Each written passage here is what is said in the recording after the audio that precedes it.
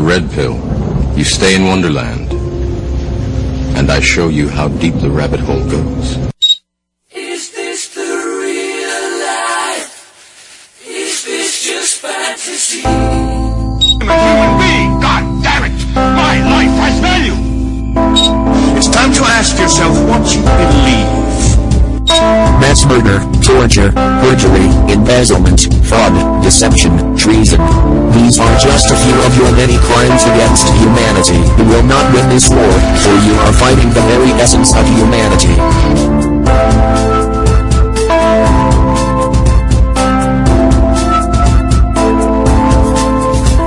Hi, welcome to Truth or Talk. I'm April Bowden. Virstyne Henry. Please check out our website, truthertalk.com. We are in one location now. We still have Conspiracy Realist t-shirts available. If you buy 3 shirts, you can get a copy of our friend Liam Sheff's book, Official Stories, which we highly recommend if you went to public school and you learned history. We want you to learn the true history and get Liam's book. And on today's show, it's a milestone show for us because it's our 50th show. Woohoo! So, woo! Number 50! Yeah. So we wanted to bring back our favorite person, Sarah Sotomayor. Sarah was one of our first interviews, and we have become such good friends, and we want to bring her on as often as we can, as often as she's available to talk about stuff because she's so smart. And so, Sarah, please welcome Sarah to the show. She's going to be with us all day. Hey, Sarah. Hey guys. What's going on? Nothing much. Sarah, guys. Good. Great. Fantastic. Give us your blog spot again, or you're on WordPress. Give us the location of that. Okay, sarahshealingjourney.wordpress.com. That's right. And so, have you written anything recently? I have not. I've been. I recently was in the hospital around May, and it took a while to recover from that. But that's another story for another day. But working on getting more out there.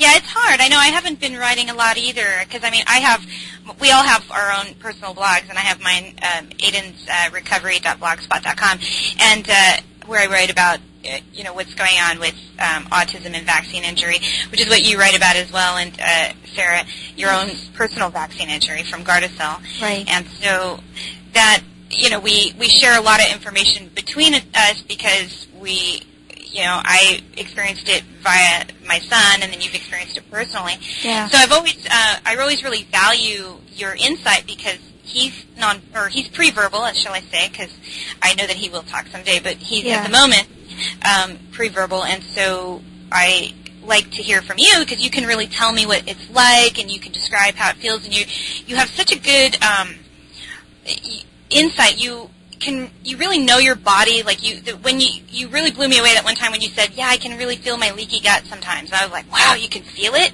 Yeah. I was, blown away by that because I don't know. I mean, I assume my son can feel it because he can't tell me, but he tells me, he communicates in other ways other than verbally.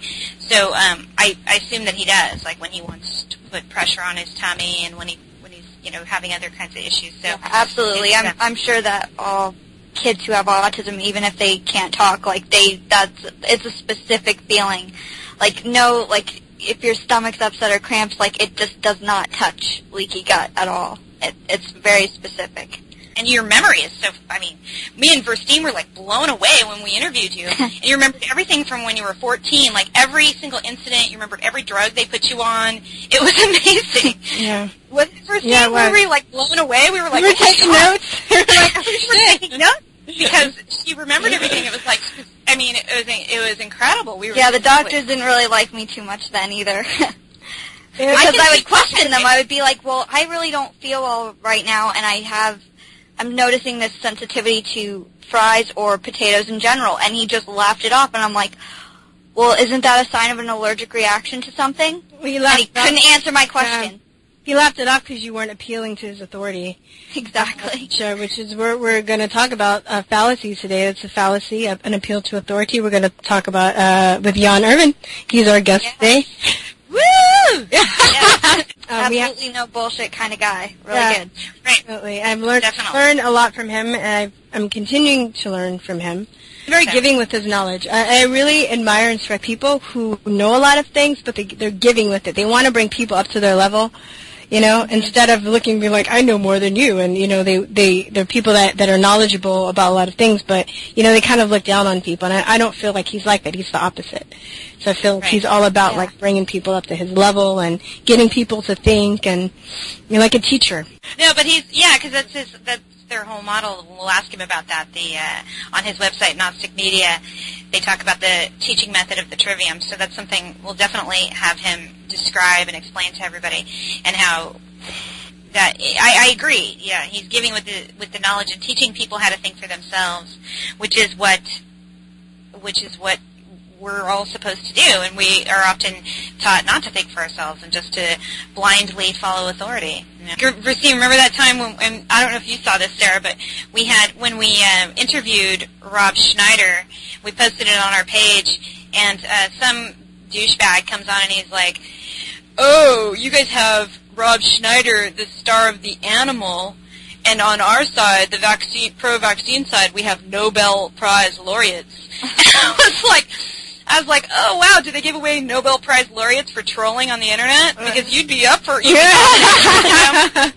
Yeah, well, I mean, like, look at fucking Obama got one. He didn't do shit for... I mean, like, I'm like, that's questionable. I think Alfred Nobel would, like, roll over in his grave.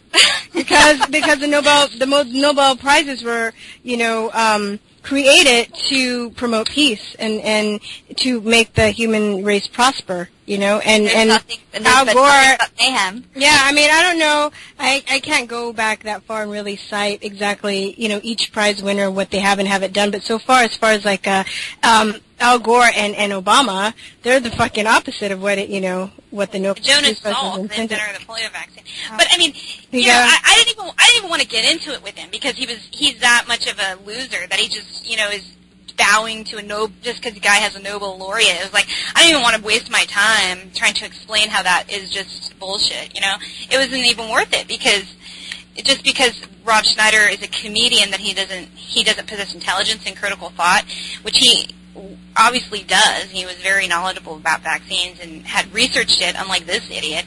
On that note, we are going to take a short break, and when we get back, we're going to have Jan Irvin from Gnostic Media. So please stay tuned. Short break. Everything I'm looking at seems crazy. The newspaper, the television, nothing's right. Nothing's telling me what's true. It's like I fell into a bucket of cream and kicked my legs until I became a mouse. What's that about? I'm a conspiracy realist, not a conspiracy theorist. I want a t-shirt that represents me. What? There's one that's available? Go to shop.truthertease.com, says the voice in my head. Shop.truthertease.com. It's not crazy. I'm not afraid to go on the internet and go to shop.truthertease.com. I'm not scared. I taken out bowling balls that look like you. That's what I said. Straighten out. Get your conspiracy realist t-shirt. Don't make me come over there. You look good. You look good. Jan Irvin is the founder of Gnostic Media, an open-source, independent media that pulls you outside of the box and into the heart of cognizance itself. Here, the word Gnostic pertains to knowledge and not necessarily dogmatic Gnostic teachings. The word Gnostic has its origins in the word knowledge, or to know.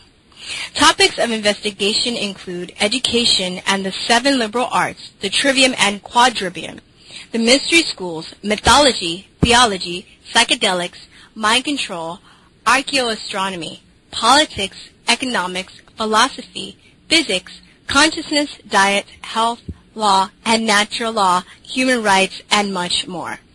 By bringing together leading academic and independent scholars and providing them with a platform to present their ideas and research in full, Gnostic Media is able to help facilitate and deepen people's understanding in these related fields, not only for the listening audience, but for everyone involved.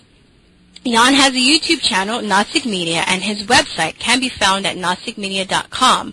Please welcome Jan Irvin to the show. Hello, Jan. What's up? How are you? Hey, Good. Jan. Thanks for having me. Yeah, good. Thanks for being on. I know. We love having you on. Yeah. We're fans of your show, so. Yes, definitely. Yeah, Absolutely. So definitely. So first of all, we wanted You guys should keep that to yourselves, though. Don't tell anyone. Okay. All right. Well, this is just between us. Just between us. No one listens. Yeah, you'll get all the haters. You know, it's like if you start exposing like citations and stuff that people can actually check and verify, they get really upset at you. Just warning you, just letting you know. Oh, that ship's already sailed. Yeah. So anyway, what is your background, and how did Gnostic Media come into fruition?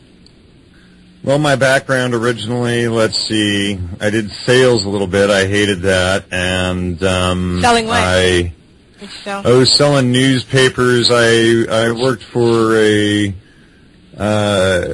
company out in L.A. helping them do their hiring for a while. I was also a network engineer for a number of years, and I ran a computer store for a number of years, and thankfully I did that because it's almost impossible to run your own show and stuff without an IT background. But, so pretty much just kind of, management and a little bit of sales and mostly IT. My education was primarily IT and electronics. And, I was one of these kids that hated high school, dropped out, finished my 12th grade, finished 12th grade at home. I graduated, walked with my class, but I hadn't been to school for like 5 or 6 months. I couldn't stand being at school. And came across actually it was probably in maybe 1992 or 1991. I was hanging out with a friend, and we heard that Jack Hare, the father of the hemp movement, was recruiting people for the California Hemp Initiative. So my friend and I went out there and we met him. And then the next morning he caught one of his coordinators for this region stealing, and so he calls me up the day after I met him and he says, "I don't have any coordinators. You're the only person I know. You're it." And so that kind of started, it was like one of those conversations when you see people on the movies, when they're looking at the handset, when they're setting it down, like really staring at it like, what did I just do? So it was one of those kind of moments where staring at the handset while I'm putting it back down going, what the hell did I just get myself into? So then I found myself being the Inland Empire coordinator for the California Hemp Initiative, which is Riverside and San Bernardino counties in Southern California. And then later on, that's when we switched to the Medical Marijuana Initiative, Prop 215. I worked on that as well as, down in Orange County, and also ran Butte County up in the Chico area up in Northern California.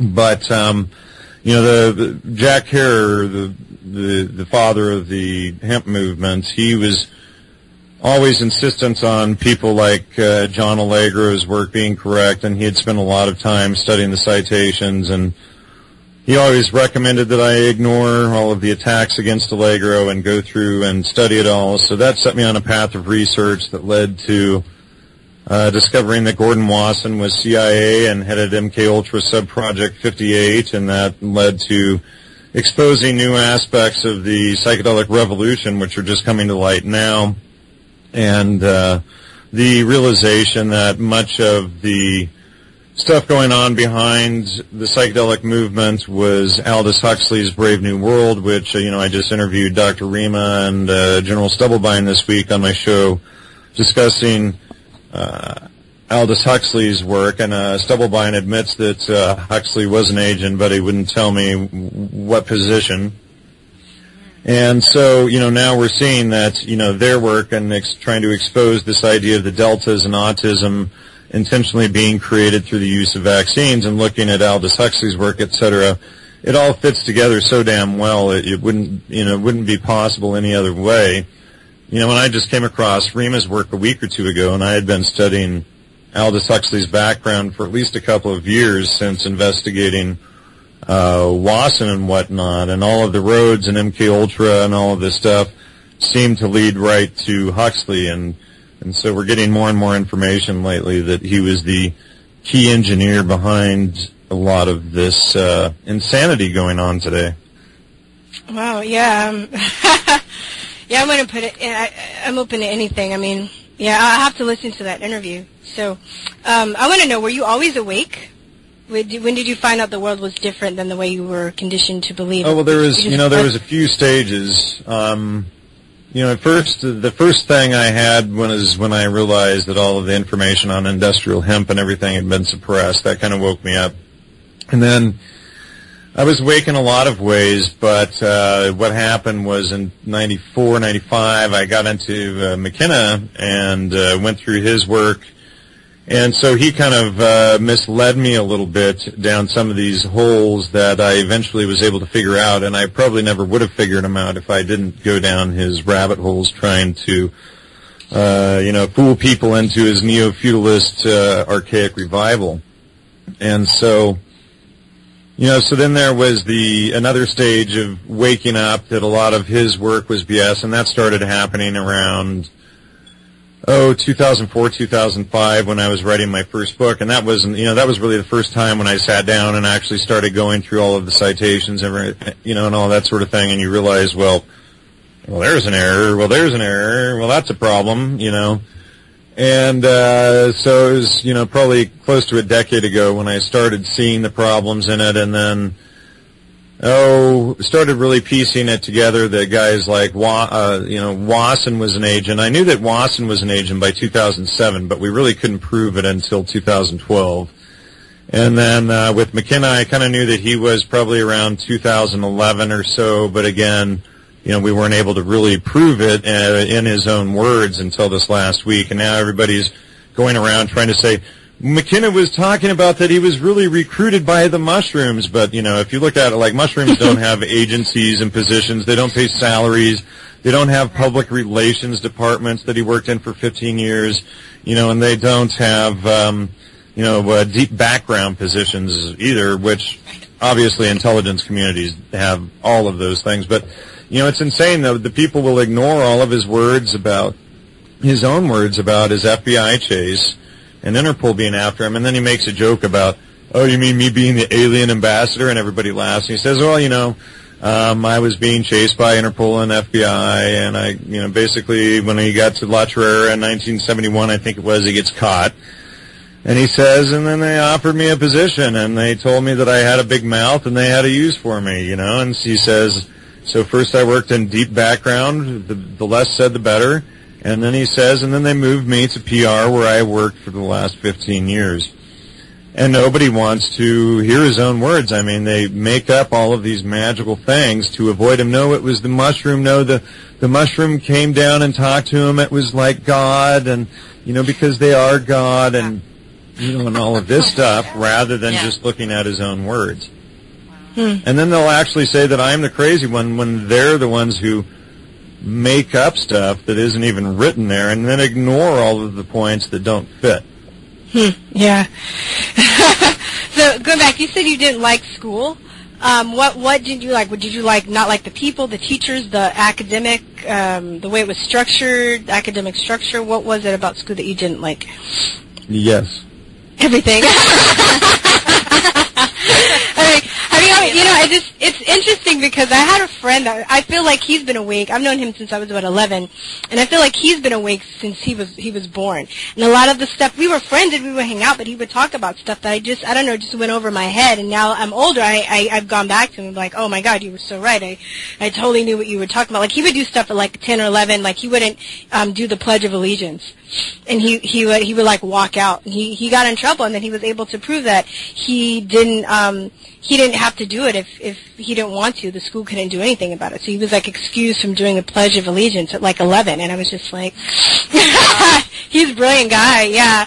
And but now I'm like, oh, dude, I was so wrong. And I always thought that was crazy when I was a little kid. But then, in my early 20s, I started realizing that all of that was crap. But you don't until you really get your mind around the trivium, you don't see the extent of a lot of the conditioning and the mind control that we go through, of course, starting with the Pledge of Allegiance in school, and the bells in between classes are from Pavlov's dogs. Yes, so I'm a teacher, so I'm starting to see that now, definitely. Yeah. So, that's where, this is all based on conditioning. It's getting people ready for the workforce, where the bell goes off and they go off to the lunch, and then we can go to the bathroom at this certain time, and we can have a drink a coffee at this certain time, and we have to just trudge along, because what happened was, when there were skilled workers back in the early 1900s, the skilled workers would butt heads with the factory owners, and they would come to agreements, because both had equal power. So the factory owners wanted to get rid of the skilled laborers and create drones, and and they would try to break down each job as far as possible so that no single person, this was done by this guy Taylor, but so that no single person could have expertise on any one function of the job per se. And this was all intentionally removed to dumb our society down and get rid of people's expertise in things. I mean, it's just sick. These people's agendas, they're always about disempowering people rather than empowering them. It's always about themselves to everybody else's detriment. Oh, definitely.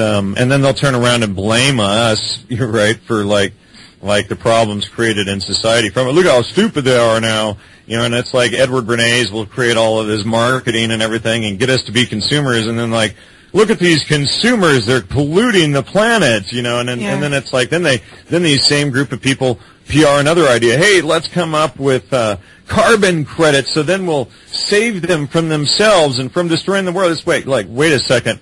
Wait, you guys were the ones who did all of this stuff all along. So if you are the problem all along, then isn't the solution obvious to everybody? Yeah, it's very disturbing, definitely. It's so funny too. You're going back to school and talking about the conditioning. You're talking about the bells, and then I was talking about the Pledge of Allegiance before that. But I remember one day, the way it's done now, they usually have the Pledge of Allegiance done on the yard. So all the schools, all the classes line up like platoons, and you look at it, kind of looks a little bit like Nazi. Like Nazi Germany, because everybody just having concentration camps. Yeah, it's great. And I remember one day I opted not to do the Pledge of Allegiance, and I was talking to another teacher. Don't forget though that the U.S. had Japanese concentration camps. Oh, definitely. Oh, yeah, we did. And then we shouldn't forget that it was the Bolsheviks who killed 40 to 60 million in Russia, far more than Hitler did. Yeah. But so really fast, going back to that, I'm talking to the teacher, and then the student turns around. A couple of students actually turn around, and they were like, "You didn't put your hand over your heart." It's they're so conditioned into believing that that's what you have to do. If you don't do the Pledge of Allegiance, you're like a bad person. But you're something is wrong with you. Unpatriotic. You're not blind to the corporate government who pulls your strings every 4 years from this side of the other of the Hegelian dialectic. Yeah, it's creepy. As a teacher, I'm easing my way out of education because I just I love to teach, and you can be a teacher without having to be like a teacher in quotes, so to speak. But Common Core is going to make all education uniform if people don't expose it. Yeah, and it's they want every single student on the exact same level at every single point throughout the world, so that they can have all their little mechanized little drone students. And people need to really wake up. And in fact, Clint Richardson just discovered that the U.S. government actually owns the copyrights on all of it. Then they lease it to this India company, who then bids it back in, and then they bid on their own copyrights and their own stuff. Right? It's all a huge scam. Jeez.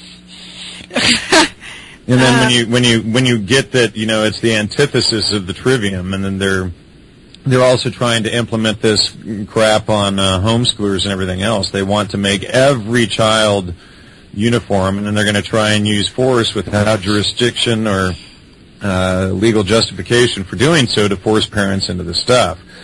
Parents, and I've been doing a number of shows with Freeman Burt on all of this, and parents really need to learn how to file counterclaims in court and how to, get out of this mess so that they can't force us to do these sorts of things. All parents and teachers need to be aware of this stuff, and teachers that have the trivium are few and far between. And they're with this core education, they're going to have this uniform system of all of the teachers as well. So anyone who is not teaching their exact game plan could actually be outed if their group of students is somehow mysteriously way further ahead than some other group of students. So since you brought up the trivium, can you tell us about the trivium for our audience if they may not know what you're talking about, and why you think it's important for people to understand it and how it works? Sure. Well, the trivium is an ancient form of education. It means the three roads crossing or meeting, and it's basically I should say that there are two forms of it, and there's one that is the classical trivium that the elites essentially use to control their management class and to control the lower class as well. But, they may give parts of the upper management class some of it. And then the trivium method is essentially the antithesis of the classical trivium, and the trivium method reveals, in fact, the classical trivium and how it's misused to manipulate us. So the trivium itself, and the trivium is part of the 7 liberal arts. There's 2 components of the 7 liberal arts. They're called the trivium and the quadrivium. Now, these are the real 7 liberal arts, not the garbage that they teach in universities and colleges today that they call the liberal arts. Now, these 7 liberal arts of the trivium and quadrivium are exactly this, and they have to be kept in order, and out of order they're actually used for control. But grammar, logic, rhetoric, and then arithmetic, geometry, music, and astronomy. And when we go through the trivium, the first part, grammar, asks who, what, where, and when, and it's equivalent to knowledge, okay? Or like if you wanted to think of it in terms of your computer, it would be input. And then the next phase of the trivium is logic. Logic is would be the same as why, and it is understanding. And it would be, in comparison to your computer, the same as processing. And then rhetoric is how, and it's the last stage of the trivium, and it is wisdom, which is comprised of systematically usable knowledge and understanding from the first two, from grammar and logic, and it is wisdom, and it is it is the same, it would be like the same as output on your computer. So if we took, for instance, processing and tried to put it before input, what would happen? Well, this is essentially what they've done to society through the compulsory education, etc. They've actually tricked people, the society mostly as a whole, into putting grammar before logic. Now, what happens is this destroys the self-esteem, and it gets people to be really distrusting in themselves. They don't trust their own 5 senses, and this was all done intentionally also by coupling all of this New Age Huxleyan and Hinduism type stuff together, because obviously Hinduism is based on a caste system where, the lower castes are never ever supposed to question the upper castes by religion. That's exactly the same as what Aldous Huxley was selling. So in the trivium, if you take logic and you put it before grammar, what happens is you get people that no longer trust themselves. And then they're always turning to authority to find answers for things. But when you can show them that they can put this stuff back in the right order, put grammar back before logic, then they can suddenly go, oh, well, whenever I approach a new topic, rather than leaping to conclusions, the first thing I need to do is ask who, what, where, and when. So grammar is who, what, where, and when, logic, why, rhetoric, how. So you gather in the information first. You bring in that who, what, where, and when. And so now you have some data that you can work with. You're not trying to process stuff that you channeled from Uranus, right? It's stuff that you've actually gathered. You've checked everything, all of the nouns that are around you in reality that you can verify. And then you bring this knowledge that you've gathered about the items. Like if you look at your desk, you know all of the things sitting on your desk right now in front of you. And so you know what those things are. And if suddenly there was like a black hole there or something, you'd be like, what the hell is that, And so when you know everything that is there, and if somebody came along and says, no, there's an elephant on your desk, you can't know the truth of what's on your desk, they're lying to you. Okay, so you know all of these things that are sitting there on your desk. Now, the next part of this is logic, going back to logic or the why. And now logic, when we try to understand why, that means we have to begin to process all of the who, what, and where, and when before we can have a why. So why? Why what? What are you talking about? Who was part of the why? I mean, you have to have something before why before you can have a why. So this is why they like to put logic before grammar, because then people are just left totally befuddled, or left to appealing to New Age or religious stuff that without any balance in their thinking. So logic is the art of non-contradictory identification. We remove all of the contradictions and all of the logical fallacies in that information, not only in that information as it comes in through our five senses, but most importantly, it is learning to remove the fallacies that we use to deceive ourselves from our own minds. So, like probably 85% of the information in most people's minds is just total BS that they've never verified, that they got from somewhere else. They never spent a couple of minutes to verify it. Now, a lot of people say, well, it takes too long to do research and to verify, and I don't know how to do that. Well, if you spend a few minutes usually, and it's just really, checking one citation after the other and following the line and making sure that people's statements are true and not based on ad hominem attacks or appeals to emotion or fancy thinking and whatnot. And you can actually verify that these points are true, then you know that it's a truth. And so, this is all key in understanding the world around you, and it's also key in how you're confused. But when you look outside in the world around you, you can see, oh, well, there's a wall, or there's a window, there's a house, there's a street, there's a telephone pole, there's a plant, there's all of these different things there, and these are nouns. And, so when we get that, all of these things out there in front of us, there are nouns, or they're essentially words that we can see that are living and doing whatever they do out there. Then we can also see that none of these nouns are existing on top of each other or inside of each other, so to speak, at the same time. I mean, in other words, there are no contradictions in nature. We don't see, birds flying through a wall or something like that. You know what I mean? So all of these nouns exist on their own, and they have a right to exist on their own, just like you exist on your own. So then when we realize that there are no contradictions in nature, we can see that the only contradictions then are the contradictions in our own minds. And why are there contradictions? And a lot of people will think that, okay, well, you can't know anything because of these contradictions and because they've been fooled not to check things. This, like guys like Amit Goswami selling this, quantum physics nonsense.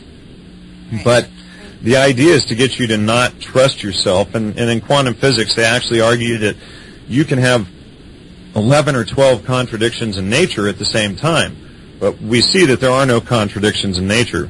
So what all of these quantum physicists are actually arguing over the contradictions in their own minds.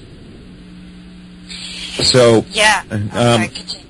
But just to continue explaining the trivium here for a second, the trivium removes these contradictions and removes the deceptions and makes sure that the premise that we're working from is correct before we go build the next step. The issue, like with quantum physics, is they start with a lot of false premises that they didn't first verify, and then they go run off to look for magical conclusions, regarding these things.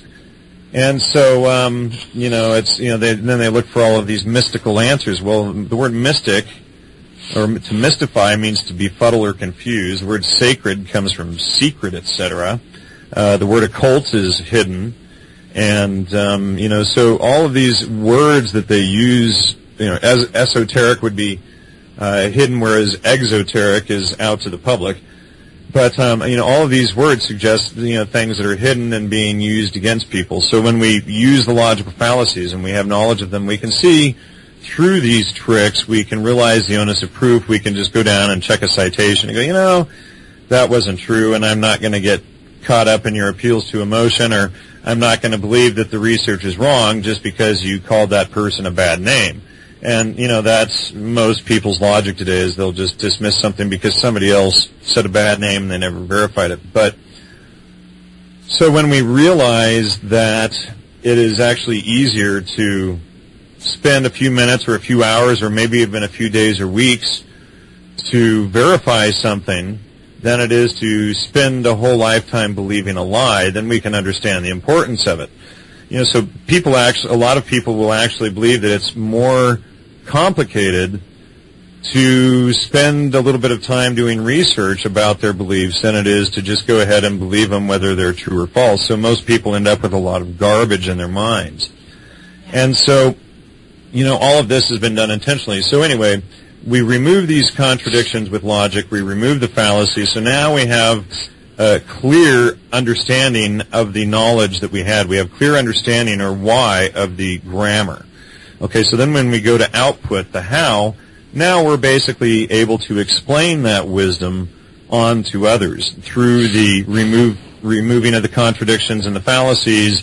The wisdom part or the rhetoric expressing that to others is systematically usable knowledge and understanding.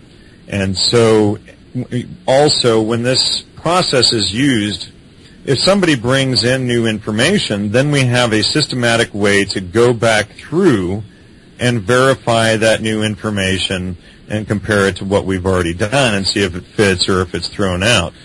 And so it basically cuts your study time of any subject down in half, because rather than getting caught up in all of the fallacies and errors and things trying to learn something, you actually can just cut right through all of that. And so, it quickens our thinking time, etc. So anyway, to finish up here, I know this was really long. Thanks for being so patient. No, you're very informative. So the next part is the quadrivium. And now the quadrivium is arithmetic, which is number in itself, geometry, which is number in time, geometry, number in space, music is number in time, and then astronomy is number in space and time. So again, if you want to mess up a whole bunch of children, let's say 7th and 8th graders, who are, they go from elementary and they're getting into junior high and stuff, starting to study algebra. Well, so what was algebra based on here? Let's see, we went arithmetic, then we went geometry, then we went into music. So we went arithmetic, and then in the schools they go from arithmetic straight into algebra. Now kids walk out of school going, I don't know why I would ever need this. I'm totally confused. They come out just completely, they get really frustrated with algebra because algebra comes from geometry. Now, if you were teaching a child geometry first, then they could walk outside, they could look at a pine cone or a flower, they could see the Fibonacci or the golden ratio, they could look at the ratios of a building, etc., and how it's built, and they would immediately see in nature how this math directly applies to everything around them. No kid would ever walk out of one of these math classes going, now, what the hell would I ever use this for? They would just look around them and they would see it everywhere. Yeah. So it's key to destroy the child's mind that they put algebra before geometry. And, so then you get, then you have good Target and Walmart cashier workers who are totally confused with about life and eating their wheat and drinking their fluoridated water and their low-fat diet milk and stuff, making themselves sicker every day. And then we can see where the progression of all of this is going. But all of these things need to be in order to work properly. And so, not only do they corrupt them and take them out of order, but, they use the fallacies and things within that to manipulate us as well. So anyway, I'll pass it back over to you. Well, it's interesting that you talk about algebra. It reminded me of something Temple Grandin said, the famous autistic woman who, they made a movie about her, and she said that when she was in school, they tried to teach her algebra, and she almost lost her mind. So she had a teacher that had the foresight to say, well, I'm going to teach you geometry. And then it all came together, and then she understood, and that's how she was then able to go on to build these things that she built. Sure. She literally said she almost lost her mind. I felt like I lost mine, too. Yeah, she lost her mind because it didn't make sense, Sure. And she had a very logical mind, being an autistic person, that was too abstract. She couldn't understand it until there was something concrete that made sense. In my own case, as a kid, math was my favorite subject until I got into junior high, and they threw me into algebra, and then it totally scrambled me. And then what they did was they double punished me because I didn't get algebra in 7th grade. Then they threw me into summer school, and then I had to take it twice. Oh, no, that's like exactly terrible. what happened to me. And so, it was double the frustration, although in summer school I got it, better or more clearly. But, the whole problem in the first place was befuddling all of our minds by teaching us algebra out of order. I mean, once you get that algebra comes from geometry, then it's like, oh, well, of course you need geometry, and then you can just walk outside and you can pick something up and you can show a child how it applies. It's just so simple, but... Yeah. You walk out, I just remember taking math and being like, I'm never going to use this. I'm going to use addition. I'm going to use maybe fractions if I'm baking. But other than that, it was just, I didn't know why I was being put through this fucking torture. Because that's what it was. And then when you get that algebra is based on geometry, you just walk outside and it's like, oh, look, you have the golden ratio, you have all of these different formulas that you can use out of geometry. And then now you can measure them with algebra out in the real world, right? And so then all of a sudden you can start seeing all of these things out in the real world, and you go, oh, of course, it's all a math out there. Now I can see it, Yeah. But that's part of the trick. It's the same, it's just as bad as putting logic before grammar, putting algebra before geometry. It just totally messes up the kid's head. Yeah, definitely.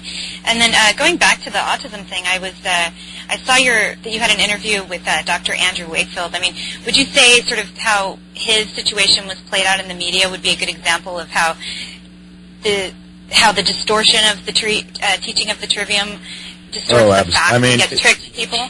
Totally. I mean, if people had the trivium, there would be no way those tricks would work. People would be like, what? Why are they name-calling at him? Let me go check those citations, right? I mean, as soon as you go pick up Wakefield's book and read it, you realize that the whole thing against him is a scam. He and his lawyer wrote this book detailing all of the court hearings, all of the letters and everything are right there. I mean, you can read, everything. You can see that Richard Horton from The Lancet lied and covered this whole thing up. You can see that John Deerfield or whatever his name was paid by Fox News and Rupert Murdoch and Rupert Murdoch's son and all of this stuff.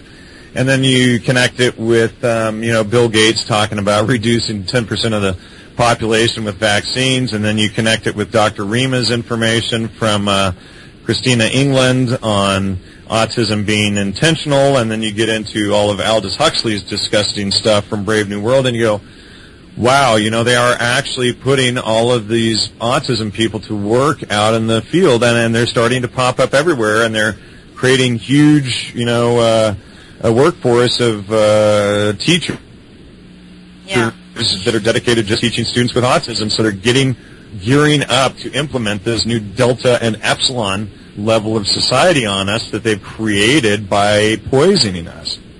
Mm-hmm. Yeah, and that's occurred to me many times because I actually have an autistic child, and he regressed after the MMR vaccine. So, and after the whole Wakefield qualification, and people were, it was just outright lies. They were saying things that just weren't even absolutely untrue, that he was creating his own vaccine and all that, which wasn't true. Oh yeah, everything they said about him was completely made up. None of the claims against him were correct. But but people would say to me that I didn't know what happened, and I'm going, they're trying to say that I didn't experience my own experience. I'm going, but wait a second, I saw this in my own home. That's what they always want to do. And the doctors are conditioned that it's totally crazy, and the doctors don't have critical thinking either. But, it's like you don't know your own child, and wait, let's see, he was fine, then yesterday I went to doctor, then today he's having all these problems, but, they want you, but, oh no, the vaccine didn't have anything to do with it. You just injected poison into your child's body, and it had nothing to do with it. It's just insanity, and none of these vaccines have been tested for safety, and when I was a kid, they didn't give you your vaccines until you were over the age of 2, and now they try and do this crap the minute you're born.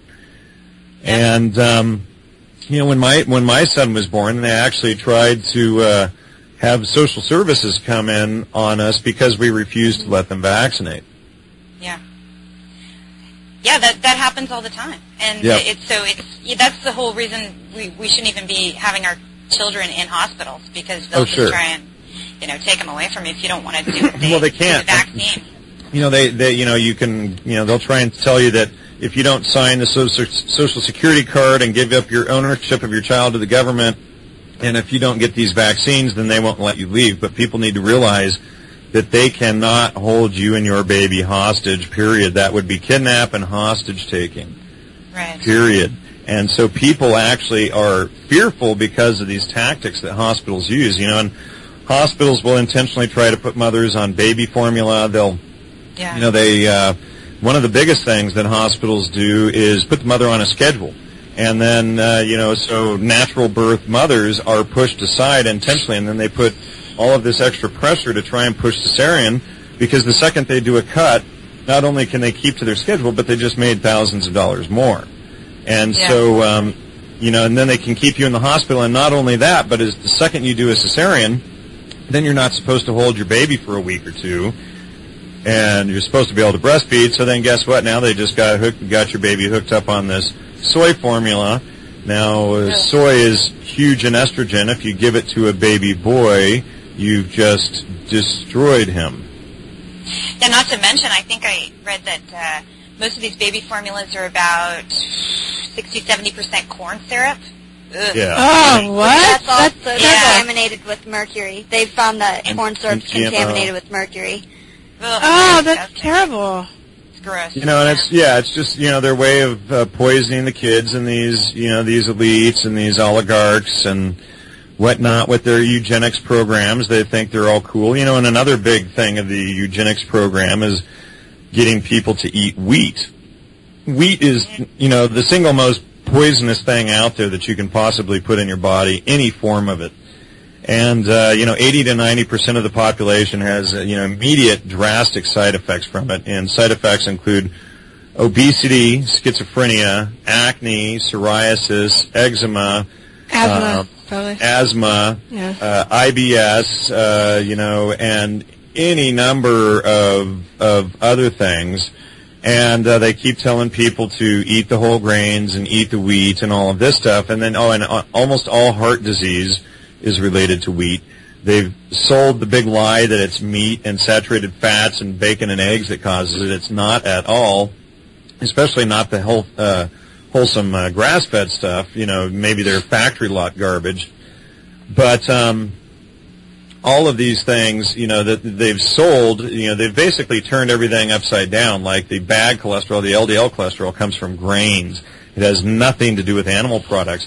And then your brain is 77+% hydroxy cholesterol, and it requires saturated fats and cholesterol to live, or the good HDL cholesterol. So then if they have you on a low-fat diet, taking Lipitor with high wheat that inflames the entire body, you're going to be sick, you're going to be obese, you're going to have tooth decay, you're going to have mental problems, you're going to have all of these different things. And then what they'll do is they will sell you drugs rather than just saying, you know what, you need to put 3 ounces of butter in your coffee every morning, no sugar, and you need to stop eating wheat. Oh, and by the way, why don't you toss a tablespoon of salt and a cup of water in the morning when you get up, and that'll clear up a lot of these other problems too. Did you say butter in your coffee? Yep. Were you being sarcastic, or were you like... No, not at all. So what does the butter do? Because I'm thinking butter isn't... My understanding is butter isn't that good for you. It's organic and grass-fed, though, right? Well, I mean, you're not getting mycotoxin-filled factory lot butter. I mean, what do you mean it's not good for you? Who told you it wasn't good for you? I mean, see... I'm thinking about dairy. I'm thinking about... I have dairy issues. I can't really do... But go on. Well, what kind of dairy are you eating?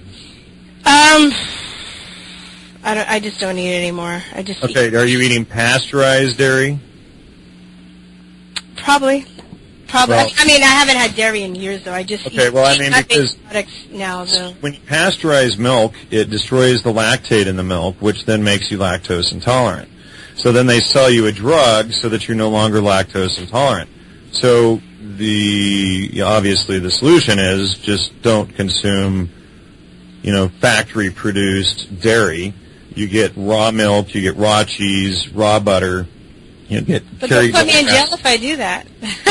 I'm just joking. I said they'll put me in jail, or they'll seize the people that they've been having raw. Right. Try.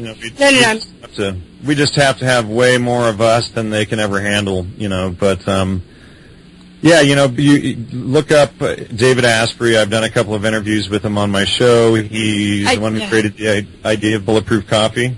Yes, I just actually saw the interview a couple of days ago. Okay. Yeah. That's the one with putting the 3 ounces of butter in your coffee, and then what happens is you'll have about 5 or 6 hours of pure solid energy. There's no come down. You don't have cravings for food all day. And what people don't realize, they sit there at their desks at work with snacks and crackers and pretzels and all this stuff. Well, wheat works on the not only does it totally destroy your health, but it acts on the opium receptor sites of the brain. So it's addictive. Like heroin. Yeah. So when you stop eating it, you actually, after about 7 to 10 days, you'll actually notice a fog clear off your brain. It's true. It relieves the brain fog once you stop. And my son, before we went off wheat, and he would eat it, his pupils would get dilated like he was on acid or something. For real. And he's autistic, so he would do a lot of self-stimulatory kind of things that would sort of spike up, and if he has an infraction still, I can see right away because he gets like that. It's creepy. Yeah, you want to try putting him on a high-fat diet too. Does he ever sneak in the kitchen and steal butter and stuff? He eats a lot. I give him a ghee because he does have a pretty big dairy allergy. But I do a lot of fat though. No, but don't ever give him pasteurized dairy. Make sure. No. Only raw milk and stuff. Most of those allergies are only because it's pasteurized. Right. Yes. And we do buy raw milk and raw butter, but he still doesn't seem to tolerate the raw milk. So my other son drinks the raw milk, and he can have. I usually give him the grass-fed ghee, and I give him a lot of that, a lot of coconut oil, a lot of fat in his diet. I know that's what. Cool. Yeah, you're going to have to just keep pushing the high-fat diet probably for a long time. Yes, definitely, and he does go in for that, and he craves that, and so do I. I actually do too. We have raw butter in the house, and I just it's expensive, but I will eat it really quickly. We usually keep about 20 to 40 pounds of butter around the house at all times. It's so good.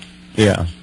And then, if you consider if you put 3 ounces in your coffee in the morning and, that's times 2, that's almost a full bar, and for a while we were just splitting a full bar for 2 cups.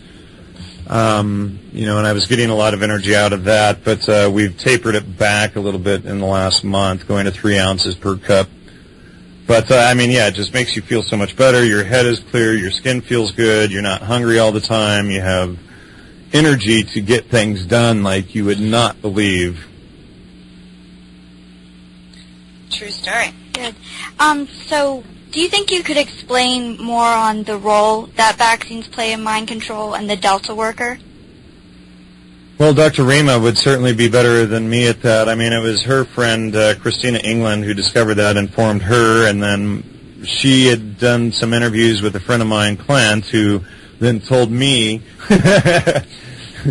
But I've been working with her for the last week. Obviously, I just did a show with her and General Stubblebine this week regarding all of this stuff. But, essentially, what we're looking at is MK Ultra was based on Aldous Huxley's Brave New World. It appears, and Stubblebine admitted that Huxley was an agent. I've still not been able to get the exact position. A number of other people have said that he was an agent. David Livingstone, I think, Livingstone has a new book out called Black Terror, White Soldiers that also shows that Huxley was CIA, etc., basically engineering this whole design plan for society. And then what he would do is he would go out and he would warn people that somebody out there was doing it, but he never warned anybody that it was he and his brother who were designing most of it. And his brother was the head of the British Eugenics Society. And so basically, like that interview with Mike Wallace. Exactly. He never says, hey, you guys, we are doing this. He says, somebody out there, and then you find out he's a Fabian socialist with a wolf in sheep's clothing. And then you find out that he's hanging out with guys like General Eisenhower at the Century Club, but General Eisenhower is the same guy who went on TV warning everybody about the military-industrial complex, but never says, I'm the one doing it, it's me and my friends. So I mean, it's like the same pattern, right?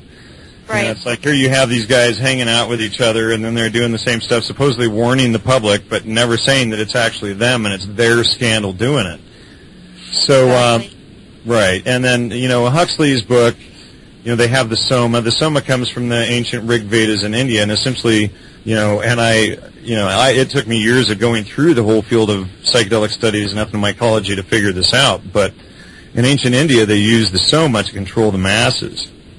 And that they would give the people the drug so that they wouldn't question. And then you read like Piero Comparesi's book, The Bread of Dreams, and he shows throughout the Middle Ages in Italy, etc., that the elites would often drug the masses and stuff, and it would cause total disarray, and it would keep the religious feelings flowing and this sort of thing. But they would basically use it for control. And you look, there's just all of these instances where they've used drugging the masses for control, and then basically selling them a religion, and while they're drugged on top of it, and then they say, okay, well, yeah, I was drugged and I had this experience, so it must be spiritual, when it could be just a biological reaction, or it may be spiritual. I don't claim to understand God or the human mind, but the interesting thing is the quadrivium shows that something is there, and it's not in any of this other stuff that we see out there. Right. I'm curious. Do you think that intelligence is required to become conscious of the inner workings of the world, or to become awake, or do you think it's something else that people? Well, let me ask you this: if you are conscious of something, are you aware of it? And if you are unconscious of something, are you unaware of it? Am I conscious? If I'm conscious of something, am I aware of it? And if I'm, would you say that again? I'm sorry. Right. And if you're not conscious of something, are you unaware of it? Obviously, to be conscious of something, you have to be aware, right? So, and to be unconscious would be to be unaware, so you can't be unconscious and aware, essentially. So you might be aware of one single item, for instance, like, this microphone in front of me, I'm aware that it's here. If I was unconscious, I wouldn't be aware that it's here. Got you. Well, let me guess what I'm trying to say. I think that, there's certain people that are awake and they're open to the fact that there are entities, or there is an elite that rule the world. And then when you let me back you up for a second. When you say entities, what do you mean by that? We have to define our words so that we can stand each other. People or beings, I'm open to the fact that they maybe aren't human, or they are human. I don't know. Okay, so let me ask you this: when you throw out the word that they maybe aren't human, what evidence do you have of that? It's just evidence. Evidence.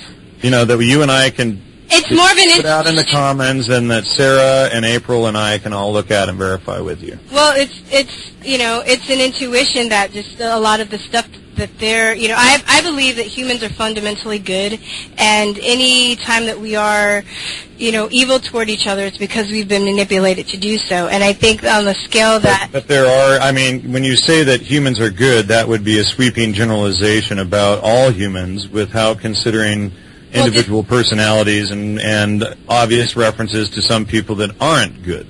Well, I'm basing off my experience with my life with humans. But let me just point out the next phase is that, and then what you're doing, though, is rather than accepting that some people are inherently bad, or were mistreated and have psychological problems, or were conditioned via their religion or whatever as a child to commit these things against others, instead of looking at these possibilities, then what you're doing is you're automatically looking for a magical outside source that might cause that influence. Well, I think that, it's possible. I'm open to that as well, but I'm also open to the point that they aren't. So what evidence do you have that says that they aren't human? Hold on. What I'm getting at, here's the issue, is when we're looking at something from the trivium, we have to understand 2 points. One, what is the onus of proof? And 2, what is arguing the arbitrary? Okay, So the onus of proof means that anybody who makes a claim of anything, it's entirely on them to support it. This is why in court we're supposed to, quote unquote, have innocence until proven guilty, because you cannot prove a negative. So anybody who makes a claim, it's always on them to support it. So I could say that I have a green fairy sitting right here in the corner next to me, and I'll sell it to you for $120. And if you say, well, I don't see it, I don't turn around and say, you effing bitch, what do you mean? It's totally on me to provide the proof that that fairy exists, and if I don't, then you dismiss it. Now, if I continue without proof to try and argue that the fairy is there without evidence, then this is known as arguing the arbitrary, and the argument is automatically dismissed. Now, it doesn't mean that you can't put a question mark on the argument and throw it on the back of your mind somewhere in the archive maybe closet to do not pull out again until evidence is found, place where you have there. But you leave it there and you never send it downstream until you have that bit of evidence, because then what happens is if you don't have evidence, then it just becomes speculating, it becomes a mental virus, and then what happens is it goes out and it infects other people's time and mental space. And if it's not verified information, then it becomes an actual mental virus where it can be used to control them or manipulate them. Well, but at the same time, it's like do you have any proof that they are human? You're also just guessing. It's not on me. Because you're not. Yeah, see, I can look at. Don't know what goes on behind. Hold on a second. See, when I see a dog, I know what a dog is. When I see a person, I know what a person is. It's not on me to prove that they're not humans. Okay, if you're the one who is arguing that they are not humans, it is on you, again, to prove that. That is what the onus of proof is. That is your argument. I get that, but I'm saying I'm open to the possibility that they aren't humans. That there are humans as far as I'm saying is, if they're not human, I wouldn't be surprised. But what I'm saying, though, is that what evidence do you have? If you don't have evidence that they aren't human, then you can say, well, it might be possible. But you can have a lot of might be possibles out there in the quantum physics Roger Rabbit world. It doesn't mean it's real. Yeah, but it doesn't mean it's not real either. But you are the one making the argument, so then it falls totally 100% on you to support it, and no one else. Well, I'm not. I guess if you're the one arguing that they might be something else other than human, then it is fully on you to support it. And if you have no evidence to support it, then you totally do not send it downstream. It might be a hypothetical maybe. Like I said, you throw it in the back of your mind in that dark closet with a question mark on it, and you leave it there until you have evidence. Does that? Well, I mean, it's a belief. It's an intuition that I think that could be possible. See, I've never seen a reptilian. I subscribe to the fact that we are, we live on Earth, and then I believe you subscribe to the fact that we live on Earth, and there's a galaxy out there with other planets. That it's possible that there are other beings that could come down, and why would they come down in spaceships? But what evidence? Okay. You have that person X, Y, or Z is an alien. If you have no evidence, I mean, you're building this huge thing of possibilities out there, and you can just go on forever with all of these possibilities, but with no evidence. Do you see where I'm getting here? Yeah, I get what you're saying, but I also don't think that there's anything necessarily wrong with that, because we have to realize that we don't know. Is all of these UFO speculations and all of this New Age stuff is what they use to fool people, and if you get caught in that stuff without evidence, that is what tricks you. Oh, it sounds spiritual and groovy and it's cool, and it's possible and maybe, but if you have no evidence, there is no onus of proof, and it's arguing the arbitrary, and it's tossed. What about people that have had, or claim to have had been abducted by UFOs? No, they can't prove it. It's really on you to just kind of take their word over. Anybody who makes up that they're a mystic or a guru or speaks to God or, talks to aliens, you should believe it? I will be open to the possibility of it. I don't believe just anything, but I just also... Here's my point. You can be open to the possibility, okay, but they have to supply that evidence. If they don't supply the evidence, you toss it, okay? You're not saying that, hey, you're completely full of shit and I'm going to kill the messenger. You're saying, give me your evidence, we'll sit down and we'll look at it, and then we'll decide the facts of the matter. Oh, You don't have any evidence. Oh, well, that's a problem. Then we have to throw the idea out completely. But you know what? Also, I think, because we are both left-brained and right-brained, in today's society, that kind of goes more onto the intuitive and sensitive side of the human being, and I think... Here's the thing, is you want to appeal to all of this emotion and good feeling stuff, but we have to have a balance. We have to be able to go out and verify things that we say. Now, okay, well, I'm going to think that this person is a lizard because, David Icke told me so. Well, I think... Okay, but I think that if you're just relying solely on logic, then that isn't a balance. You're relying solely on logic. In fact, the first thing that engages you when you get caught into these fallacies is the intuition. The intuition kicks on. Up, this person just lied to me. What do you mean that these people are half lizards? Okay, do you have any evidence of that? Can I? And then then the five senses kick on, and they say, okay, I'm willing to entertain that idea. Give me some evidence. And then no evidence comes, and you can say, okay, well, this is BS, because otherwise people can make up whatever dreamy BS that sounds cool to fool you. You have to realize that anybody who makes the claim, the onus is on them. If they say someone is the alien, it is on them always to support that claim, period. It's not on anybody else to disprove it, to try and prove the negative. If they don't come up with the evidence themselves, it is always on them. The failure is on them. And if you dismiss it, it's on them.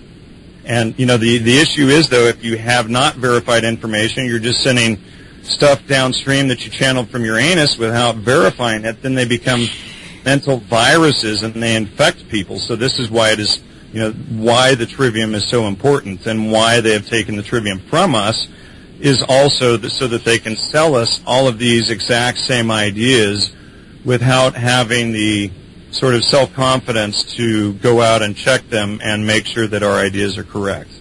What do you think about Bohemian Grove and the fact that they've been caught up, like having ceremony, or there have been certain members of society, elite, that have been caught, worshiping and doing ceremonies like that? What are your thoughts on that?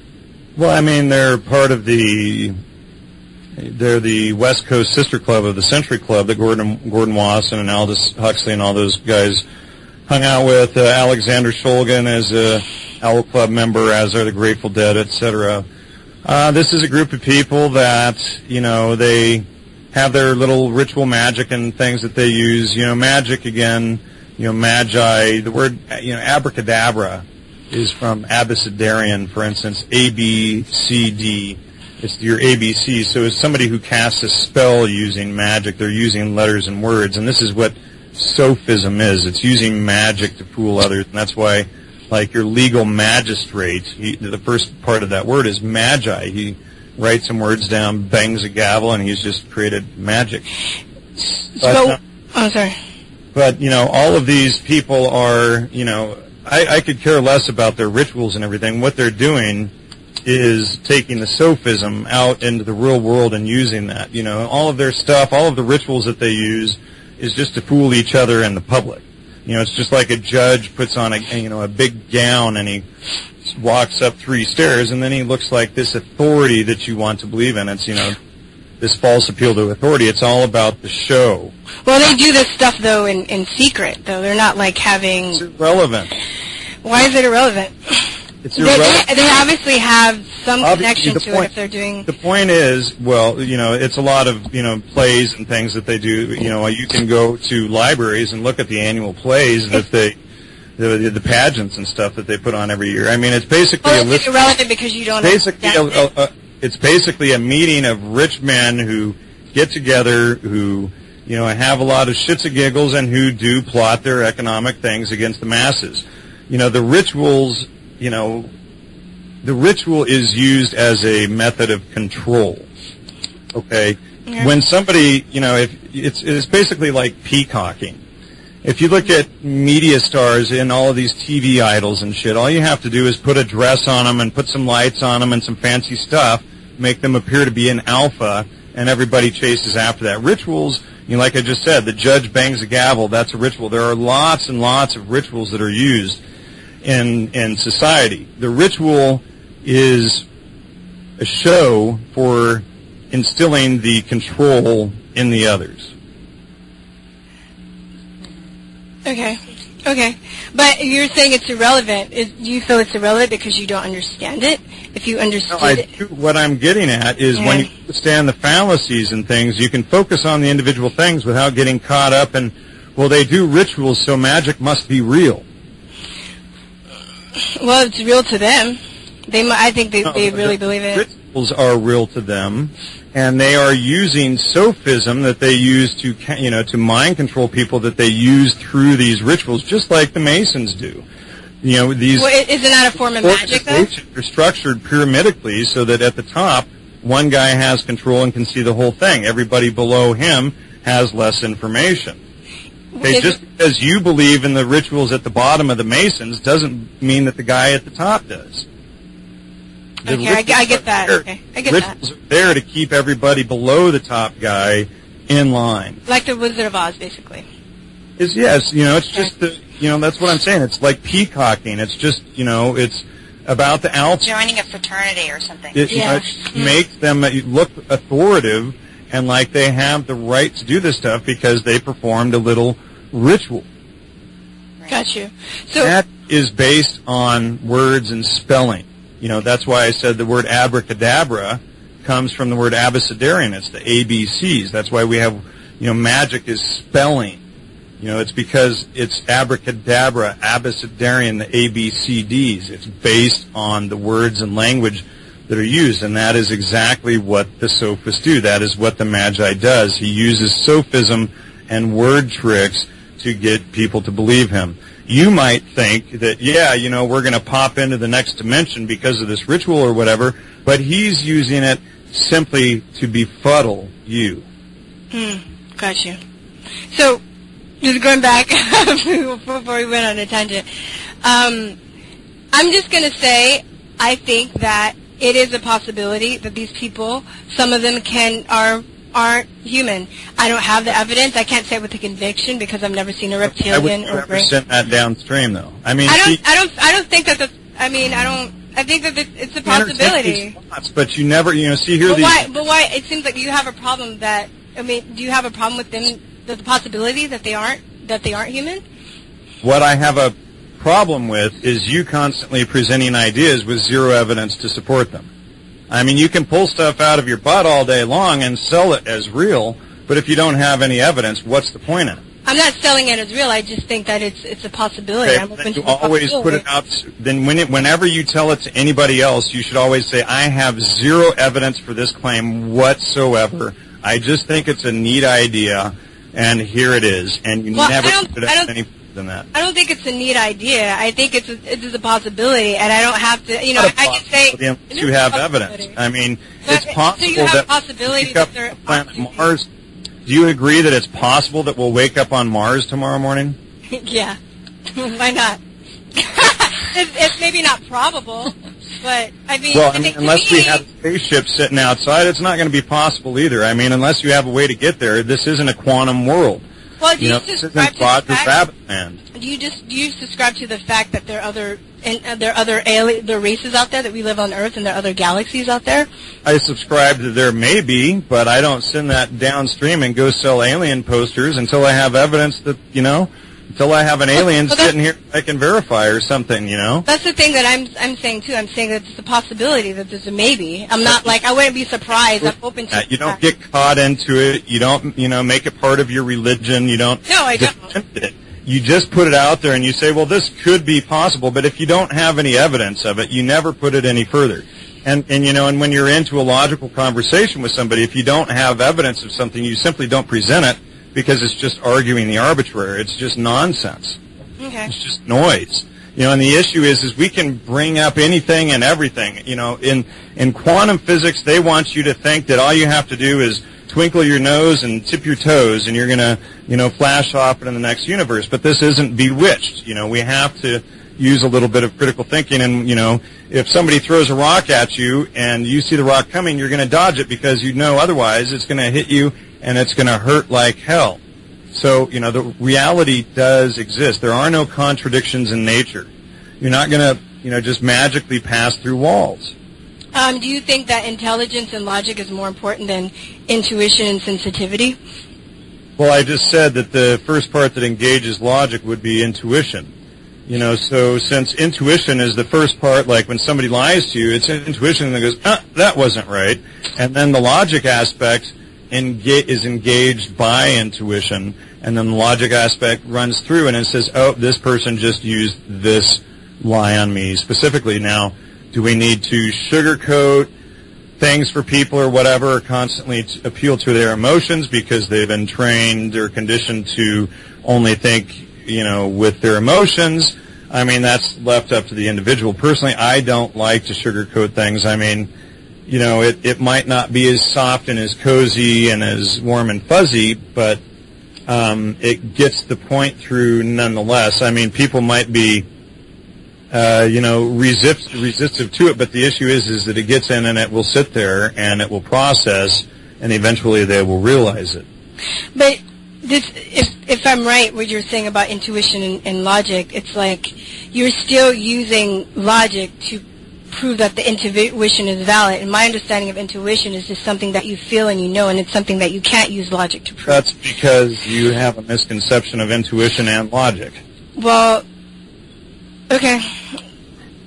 See, logic, you see logic as something like what was portrayed on Star Trek with Spock. And, you know, logic is all bad and it's corrupt and it's cold and it's mean and it's all of these dark things, and we have to dismiss anything from Western philosophy. All of that stuff is bad, but, you know, this is all dismissing it. And what's happening is you're assuming what logic is without putting the information in there first. What you're doing is you're putting your logic before your grammar, and then you're assuming that logic is a certain way without understanding it. See, when information comes in, you have a feeling, okay, I have this feeling, I have this implicit feeling that I was just lied to from my intuition.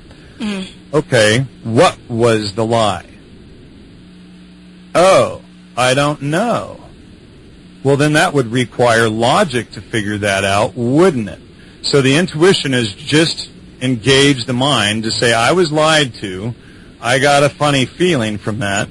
Now, what was the lie? I don't know. So how do you get that implicit feeling over to explicit? So when you memorize the logical fallacies and the trivium, then it goes over to the other side of the brain, and it will process through the logical fallacies until it finds the one that's the closest match. And after about 2 years, this happens instantaneously, and you can say, oh, this person just used this specific lie on me, and then you're able to defend yourself from it. Gotcha. But they both work together. I mean, you're trying to work, you know, it's sort of a, you know, and I covered this in my interview with Mark Passio last week. If you're working in sort of a very off-balanced sort of way where you're trying to only engage the feminine without engaging the masculine at all.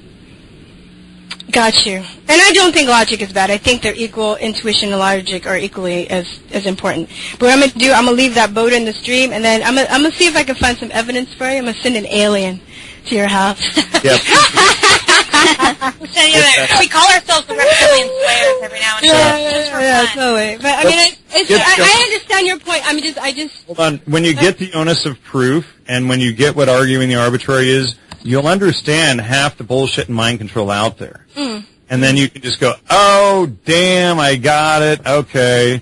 You know, but if you keep trying to hold on to all of these ideas, you know, oh, I don't want to be, I wasn't duped. I've got to hold on to this. I'm too smart to get duped. You know, you just have to realize that until you process everything in your mind through the trivium, that probably 85% of what's in there was BS that duped you. And then you just get to a point where you go, that was good, and you laugh it off. You know, because if you get defensive about it, then they're going to keep you in their control. But if you can just laugh it off, just like, you fuckers, you got me. Yeah. You know, then you can just let it go and you can move on. You know, see, the idea is, you know, when you pick up a glass of water, and I have this glass of water here, you know, you can look at the glass, you can tap the glass, you can smell the glass, and, you know, you can hear the glass and do all of this stuff, but, you know, at the end of that, you can set it down. You don't have to make the glass a part of your religion. You can pick up any idea, whether it's aliens or UFOs or whatever, and you can look at the idea, you can see what's there to support it, you can see how founded it is in reality, and if you can go out and verify anything about it, and then you can just set it down.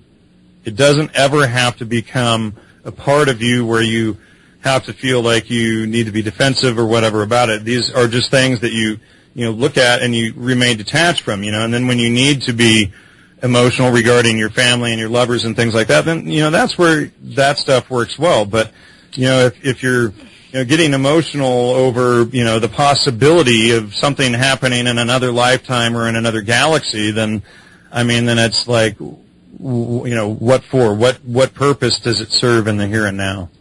Okay. Would you say that in like our movement, and some people call it the truth movement or what have you, that there is a lot of this sort of beliefs based in religion, or like the religion of trutherism kind of thing? It's what you have, and it's a total irony at face value, because you have all of these people that call themselves the truth movement, and they're often caught logical fallacies or going after the wrong target. It's like the Occupy Wall Street movement. When you get into Clint Richardson's work, you realize that through the CAFR, the Comprehensive Annual Financial Reports, that it's the cities, counties, states, and federal government doing it, and that you should be actually protesting your local city hall running all of this stuff. Then you realize that, protesting down at Wall Street is a total distraction. And then, not only are you not being effective, but then if you're on the wrong target, how could it be the truth, right? Right. Yeah, and would you say that as well as like the zeitgeist movement? Because when I saw the first movie, I thought, oh, this is pretty good. Sure. When I watched the second one, I went, there's something weird about this. And then the third one was like, what? Third one, I went, oh, what the hell? Yeah. No. I don't subscribe to a robot. I sat with Peter J. in the movie theater in L.A. in 2007 at the premiere of Zeitgeist 1, and I was like, okay, and it's got a lot of good stuff. He'd use even some of my images and stuff in it without really asking me. But, and then when 2 and 3 came out, I'm like, whoa, there's something seriously wrong here. But, in Zeitgeist Part 1, a lot of people will attack it, for Acharya S.'s work in the beginning. And what they don't know, and what nobody ever tells them, and what they totally avoid when they attack it, is that there was actually a Zeitgeist companion that had, like, 35 pages of primary references backing up all of the astrotheology stuff. But, all of these people cite other people who cite other people who cite other people who attacked Acharya. And rarely any of them have read one of her books, much less all of them. And then it's like, so you get these tricks. It's like when you're going through and you're looking for evidence of something, okay, well, Acharya S is lying. Let's use this as an example. And then you go out and you do your search, and then the next person says, well, Acharya S is lying, and then they cite somebody else who said, and then on this page, and you go to that page, and that person says, well, Acharya S was lying. But you realize, like, wait, okay, did any of them, 1, give page numbers, 2, citations and quotes? Is there anything there that I can verify? And you keep going through and you dig through these, and my apologies to Acharya for using her as an example, it just comes to mind.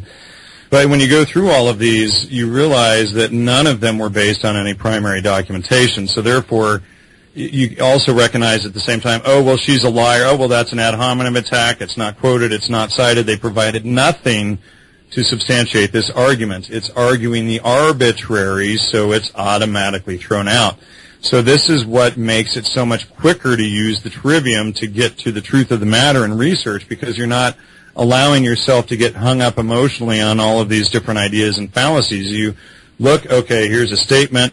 Do they back it up? No backups. Is it possible that it's true? Yeah, it's possible, but there's nothing I can verify it here, so I can throw a question mark on it, throw it in the back of my mind. That's pretty much all I can do with it.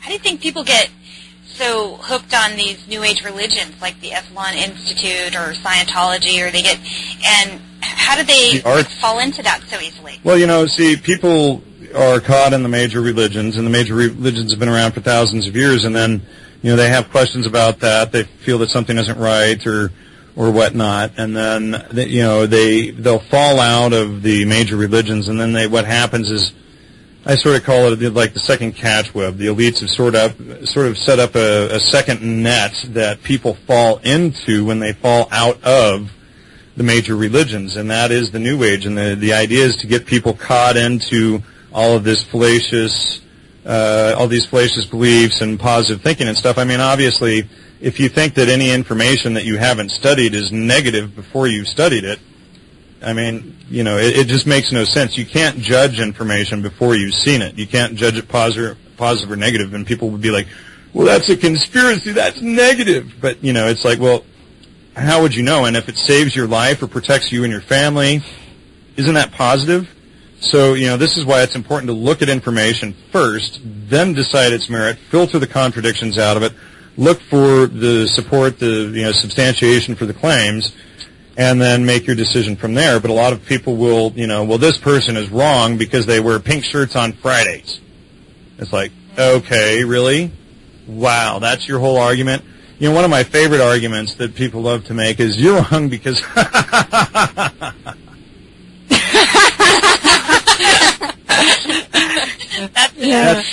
That's called an appeal to ridicule. That is the definition of an appeal to ridicule. You're wrong because... And that is actually the intelligence level of most people's arguments. You know, they don't look at, they'll attack you. It's sort of a form of an ad hominem attack. You know, you're a Republican, you're a Christian, you're a, you know, this or that, so anything you say is wrong. Yeah. You know, and they'll, you know, they throw their names on it, or they You don't have a PhD. Right, you're not, which is an appeal to authority. It doesn't matter if somebody is a PhD or not, if, you know, if the information is correct. They could have simply, you know, how would a PhD go out and verify something, right? And if you know the same process a PhD uses, checking the frickin' citations, it should be just as easy for you to verify something. So what then, you know, it's like, it's an appeal to authority, but it's also an ad hominem attack. They're attacking you and your circumstances, and then they're appealing to authority. We need this false image because I don't trust my own five senses to verify a citation on my own, so I'm going to need a PhD to look at this, you know. Yeah. Totally. So it's essentially somebody who has really low self-esteem and just not the confidence or competence to simply go and verify the citation themselves. You know, and if you and I, you know, if I put a citation in an article and you go to verify that citation, and you open it up and you read around it, and it says it in the context that I claimed it in, then obviously the citation is true and it's proved. You know, so most people don't get that it's that simple to go verify something. And they'll sit there and, you know, well, this is contradictory to everything I've heard before, so you're completely full of shit. Terrence McKenna couldn't have been an agent because I would have known. He would have told me. Everybody would know that guy. I know that guy. Right, and not only that, but he admitted that he was a propagandist for 15 years, and propagandists are paid sophists. They're paid liars. And interestingly, he often identified himself as a bard. Well, a bard is a paid poet of the king who preaches the poets, or who preaches the king's accomplishments. And so, you know, when you think of McKenna in terms of admitting that he was a bard or a paid poet of the king, and then you see him admit that he's a propagandist for either the FBI or CIA for 15 years, then you get the whole gig. But, you know, it's, you know, the onus of proof and arguing the arbitrary are such key points to understand. And then, you know, anytime somebody makes a claim, where is their evidence? Are they using name-calling or other fallacies to support it? Oh, there's no fallacies, there's just a citation. I'm going to go check it. Oh, look, the citation checks out or it doesn't. It's true or it's false. You know, 1 + 1 is 2. You can trust your own five senses. Anyone like a Mick Goswami out there telling you that you can't trust your own five senses, they are fooling you, and you should not trust them and this Roger Rabbit quantum physics insane asylum that they want to sell you. Right. Can you tell us more about what you learned through your research on the hippie counterculture movement of the 1960s, particularly the musicians of Laurel Canyon? Well, most of the musicians out of Laurel Canyon were the sons and daughters of intelligence. We have Frank Zappa, who was Frank Zimmerman or whatever. Or no, that was Bob Dylan. And then, Jim Morrison was the son of Admiral Morrison, who launched the Gulf of Tonkin incident to drag us into the Vietnam War. Jimi Hendrix, the Byrds, the Mamas and the Papas, all these different bands were involved. You know, their parents were intelligence, you know, basically. And so then what happens is And, and in our article we laid all of this out, the manufacturing the deadhead, a product of social engineering. We showed the progression of how Edward Bernays, who is the father of propaganda, and mind you, Gordon Wasson, who discovered magic mushrooms, he was the vice president of propaganda for J.P. Morgan Bank. Terrence McKenna admits that he was in propaganda for the CIA or FBI for 15 years. So these guys, they're all propagandists. They're all, selling this idea of, the social control. Now I just lost the point of your question. Sorry. Just to talk more about the Laurel Canyon, the musicians that came out of it. Sure, and when you realize, what's funny is like when you turn on the radio station, it's like they have us all in a time machine where most of the music hasn't changed since the mid-'60s. Here we are some 50 years on, and most of the music is still the Doors and the Beatles and all of the same damn music over and over and over. They're trying to keep everybody in that mindset. But basically, when you realize that, Laurel Canyon was centered around the intelligence, they basically created these bands. Literally just created them, threw people together that had no musical talent whatsoever. Like the drummer for the Byrds had never played drums before, ever. Nice. They literally put him in there and said, "Oh, you're the drummer of the Byrds. You're the son of Agent blah blah blah." And he's like, "Okay, dunk, dunk, man." And so then, they just created these, and then they sold it on us. But their idea was to create music idols. And Edward Bernays, brags about his ability to create idols in place of gods in his works that we talk about in that article, Manufacturing the Deadhead. What is the purpose of psychedelic drugs, and how do they affect us? Wow. Well, that is such a huge question in so many ways. The purpose of them. There's so many purposes. Ibogaine, some tribes use it for their ceremonies, and it's also used to treat heroin and alcohol addiction. The Mazatec Indians use mushrooms to find lost objects and things like that. The Native Americans use peyote for their ceremonies. It just depends on what you're talking about. In the context of the New Age movement and the government, in that way. The New Age movement and the government, they're psychotomimetics, which means psychosis mimicking. And their goal is to give you an experience that they are going to sell you as religious. Whether or not it is irrelevant to their considerations. But what you then think is a religious experience, they think is a psychotic break, and then they use your time and, in that experience, and then afterwards selling you New Age BS to fool you from it.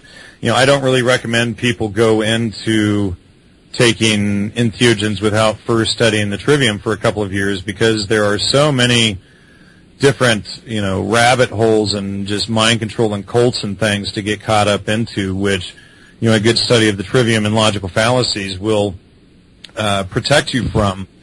But, for the government, they're a way to return us to the ancient, archaic revival, the neo-feudalist, postmodern dark age that they want to steer us into so that they can kill off most of the population of the planet. Then, of course, this solution was created by the same folks who brought the last solution to us that was the problem. So, right. We can't, rather than empowering people and lifting them up, their goal is to fool them, get them to believe that the psychedelic experience is religious. Like I said, whether or not it is irrelevant. But I will point out that Oscar Yoniger in 78 or 79, in a conversation on LSD, says that the religious or mystical experience never happened until you crossed the Colorado River. Wow. And essentially, just to make it clear, what they did was they had to remarket psychedelics. First, they were psychotomimetics, were created by some military guy, and then Aldous Huxley was in charge of remarketing them, and Aldous Huxley was CIA. He and Humphrey Osmond were both CIA. They were put in charge of renaming it. Huxley came up with phenothermine or whatever, and then that doesn't work. It's not marketable, so then they remarket them as psychedelics. Then they hire Timothy Leary to go blow all that up out to the public. He blows it up. Then Wasson, who started the whole thing in the first place in 1956, comes along with Carl Ruck and Jeremy Ott or John Ott and Jeremy Bigwood, and renames them in the late 70s to Entheogen. Right. So, I mean, it really, and I've done them for all of those people out there thinking right now, Jan Irvin is crazy. He's never taken them before. Well, I've actually studied them for 20 years. I've written books on them, and I've taken them many, many, many, many, many, many hundreds of times. And I've experienced them through all sides, and the difference is that after I had those experiences, I went out to verify them and went out to verify what the people were saying and realized that a lot of it didn't add up. You don't have to dismiss facts and reality just because you have a spiritual experience. You still live in the real world. You still have to wipe your butt. You still have to put food in your mouth. Just because you realize that a sacred feminine exists doesn't mean that you dispose of the sacred masculine. Right. Okay, so what type of educational system do you see America moving toward? None. That's a good answer. I mean, if it was an education system, then it wouldn't be based on freedom and what people want as individuals. I'm not into groupthink, sorry. Me neither. I think the teaching yourself is the way to go. Definitely. Not into it's sort of mob rule. Like we all decided, we all agreed. Well, that's what democracy is, rule of the mob. Yeah. Not rule by the mob, rule of the mob. Yeah, I mean, I didn't go to school for 3 years, and I just did it through Skype, so basically I just kind of blew a lot of it off and just studied whatever I wanted. It was the best thing that ever happened to me. Sure. Well, and I'm an autodidact. I mean, I went to school. I have a stupid degree, but I don't use it really for anything anymore. And where's your degree? Electronics and network engineering. So, I mean, it's kind of, it's totally irrelevant. I mean, you can go out there and be an autodidact. Obviously, I work with all of these doctors and have done all of this work with doctors and professors from all over the place. And you don't need a degree to do all of this. I mean, right. At one point, often you'll realize that doctors kind of get caught in their categories, and they've often been conditioned and don't want to see certain things. Yes. And it's not that everybody should be able to get on the same page and verify information point by point without dismissing it with fallacies or without appealing to authority or without using a circumstantial ad hominem. You're not a doctor. I shouldn't believe you. Yeah. Right. You know what, really fast, I know I've said it wrap up, but since you brought that up, I wanted to ask this question. Do you think, because you went to school in, you're from California, right, Jan? You were born and raised? Oh, I'm not allowed to say. Okay. But I mean, like, I don't know. I was born on the moon. So on the moon. Where's your evidence? I don't have any. But you have to just take my word for it. I swear I was born on the moon on my uncle's mother's grave. Sounds legit. Yeah. Where's the evidence that you have an uncle's mother's relative? Hey, you're asking way too many questions. Stop it with your who, what, where, when, why, and all that stuff. You're getting me busted here. Okay, so I went to ask, because we were talking about, like, education and conditioning and doctors and stuff. I know different states and different cities might have different, like, conditioning and doctors and stuff. Definitely. What do you think? Do you think gifted? You know what gifted and magnet schools are, right? What? Gifted and magnet schools. Gifted and magnet schools? Yeah. Do you think that they were created out of like an honest intention to serve the needs of students who need a challenge? I haven't researched the background. I couldn't make a statement. Okay. I don't have any evidence to make a statement one way or the other. Okay. Got you. Yeah, I was curious if you knew about that. So, and that's what I mean earlier, like, if you don't have any evidence, you just don't send it downstream. So I don't have the evidence. Boom. Done. But if I say, okay, let me say this question really fast. Do you think that they were created out of an honest intention to serve the needs of students who needed a challenge, or do you think... How would I be able to know that or do you think that they were created as another tool of the divide and conquer strategy to separate humans even more? But if you don't, I mean, can you say that, okay, I don't have the evidence, but I'm... I don't have any grammar. I cannot say anything on it with zero grammar. So you wouldn't even say that that's a possibility? I wouldn't even say it's a possibility. I have zero grammar to make any decision one way or the other. End of story. Okay. He nor confirms nor denies. Okay. Right. I mean, if I sat down for 10 or 20 minutes and started looking and then found enough to say, you know what, they might be dirty, I'm going to spend the next couple of days doing background on them, then I could come back in a couple of days and we could have an intelligent conversation about it. But why speculate about things that I pulled from my butt? Well, I have a question, though, real fast. What is wrong with just saying that maybe it's something is possible, but you... Well, because you don't have any evidence, so then you see, here's the... It's possible, but I don't have any evidence. Let me make it clearer for you.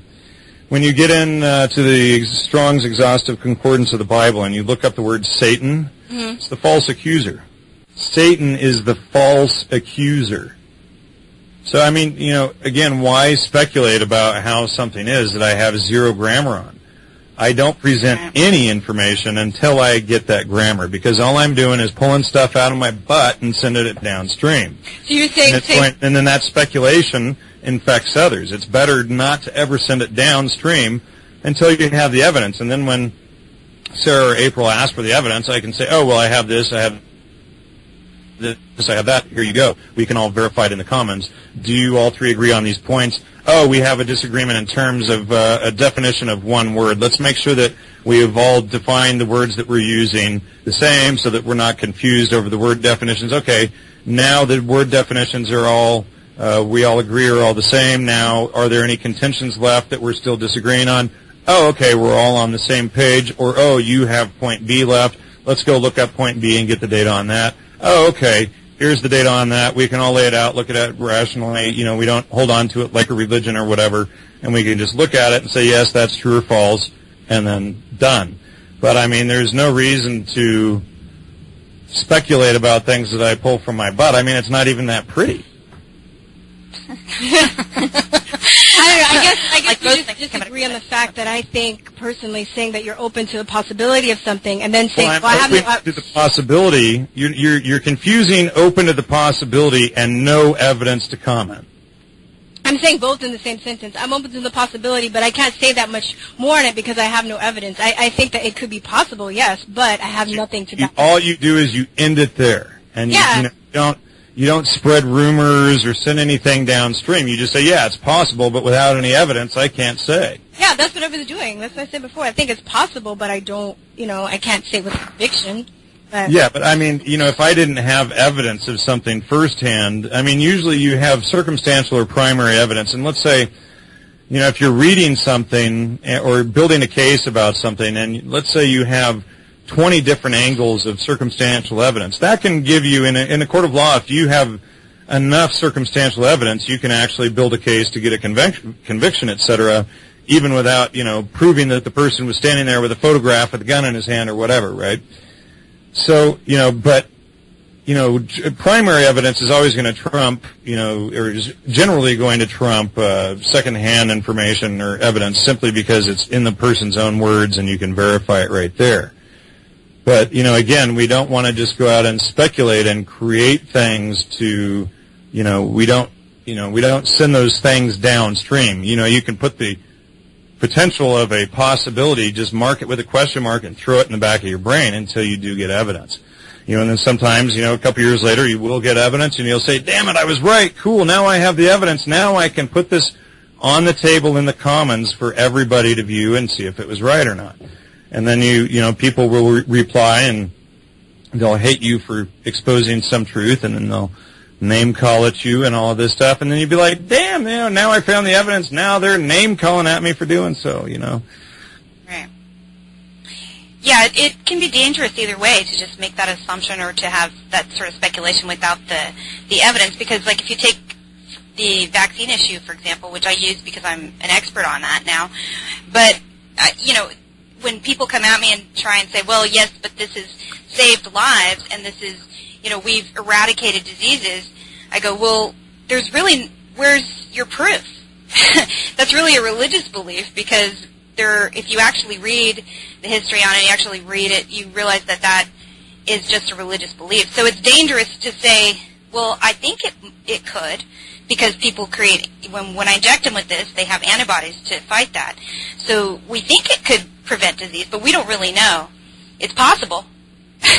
And then you just give it to people based on that possibility. And then you end up with kids with autism and poison, right.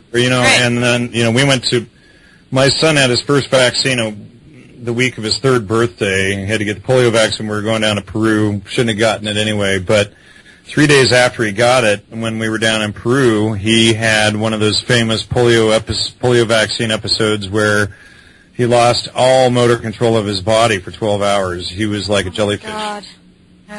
Wow. And, and it scared the shit out of me. And then, of course, we called the doctor, and the doctor says, well, maybe it was because you went from high altitude to low altitude. So I started looking around. I'd never heard of anything like this before.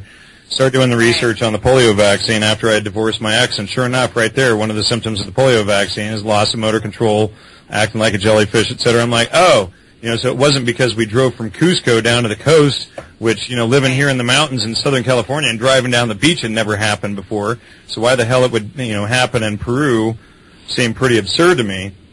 But then I look up the side effects of the polio vaccine, and they exactly fit the reaction. Right, and the evidence that they actually prevent disease is really just possibility. I mean, if you read their own literature, they say, well, we don't really know. You could still get this disease if we give you this vaccine. It's possible that if you take mushrooms, you'll elevate to the next higher planet of consciousness, or... Right. Or you could think you're a bird and fly out a window, right. and try and fly out a window.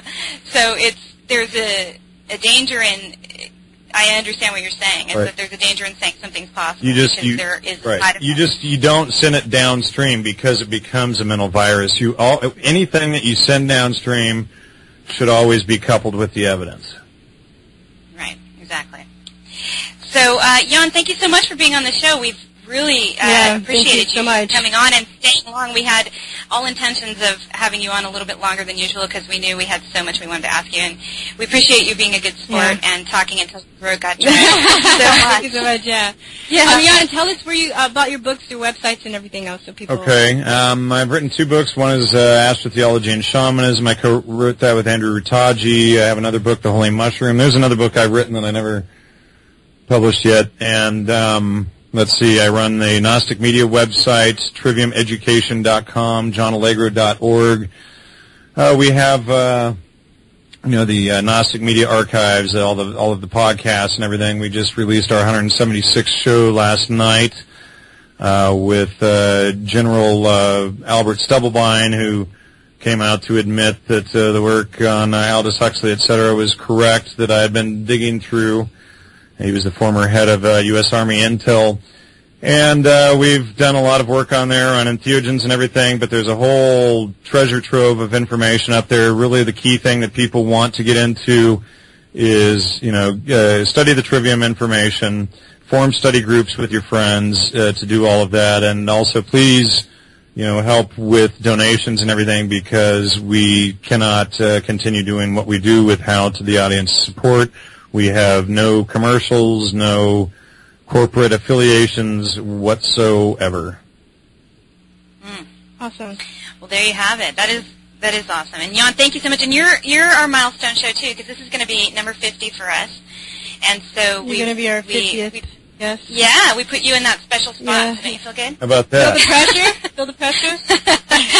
Yeah. Well, I waited till the end to tell you. There'd be no pressure to make this totally awesome, but you have. So thank you so much, and we really appreciate you being on. And we're going to take a short break, me and the ladies, and when we get back, we're going to talk about Jan behind his back. No, we'll take him to be on the show.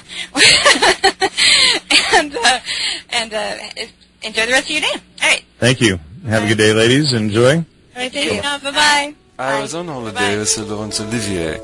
We had decided that 9/11 was an intelligence operation. We'd all known about JFK, had so many mistresses. The CIA shot him. Castro could never have done it. It was clear. We had become realists, conspiracy realists. How would we let everyone know was the question.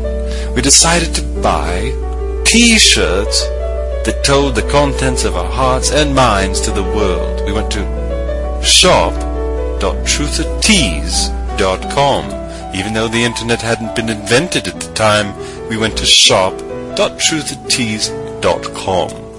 There we purchased Conspiracy Realist T-shirts, one of a kind, sold only at shop.truthertees.com. 100% cotton in men's and women's fitted sizes. I won't tell you which one I'm wearing.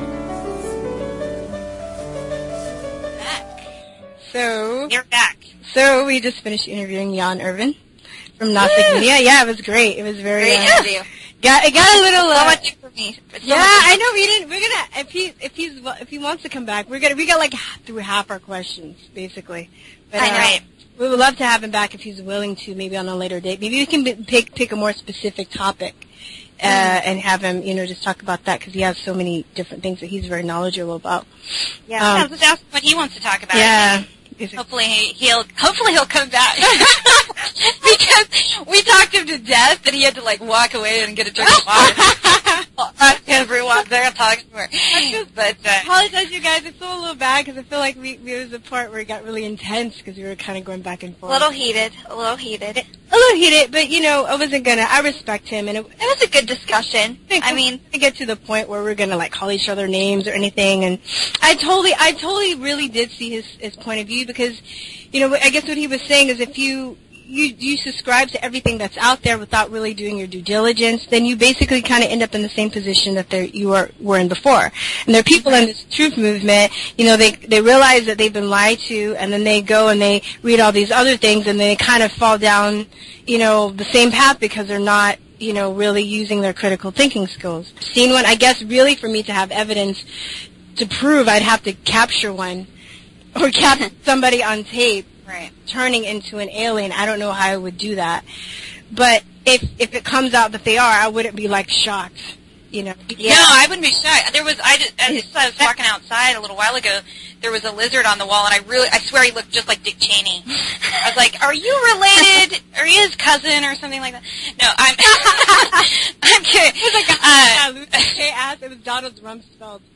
He was more Cheney-ish, More Cheney, Dick Cheney, I'm pretty sure, if anybody, but at all, Yeah, No, you look at David Rockefeller or any of the Rockefellers, you're like, what is going on? How many? Either they're in reptilian or they're inbred or something. They're just, or both. Or they're just so ugly on the inside that it makes them ugly on the outside. Or they've whatever many babies. There's that. It's eating the baby. We make jokes.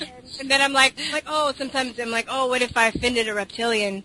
I'm being racist toward reptilian. Yeah, I'm not worried about that. If they exist, show yourself to me, and then I'll be like, oh, bro, I'm sorry. Sorry, dude.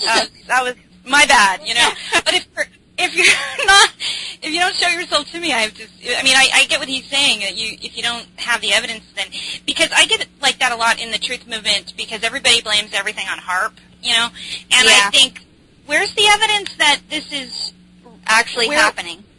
Well, or not even just evidence, proof. You need some kind of proof, a little bit, but people will just, and going back to the David Icke thing, I think it's interesting when Jan, we asked him, and I would have asked him another question, but I took mercy on him because I know he was exhausted from all of our questions.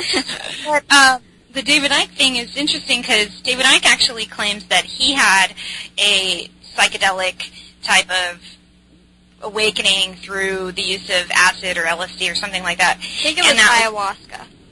No, really? Well, okay. Yeah. Gary. He had some sort of awakening through this, and that's part of why he believes that he saw this, and he knows that that they're all reptilians. But I'm not clear. I think it definitely is a metaphor. Yeah. Yeah, I could use it as a metaphor all day long. That's oh yeah, okay. Yeah. But But we don't know if it's true, and so it's the same with the alien thing. It's like a lot of people are really stuck on this whole alien cover-up, and I just don't know what to do with that. You know what I mean? I'm like, I got a lot of problems, or there's so many problems that are out there that are easily provable.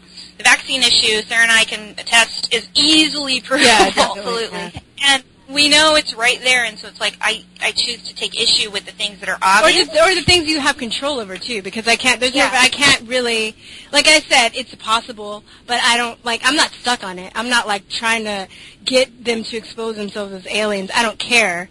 We basically know who they are, who the elite is, and who the people are that are controlling and manipulating us, you know?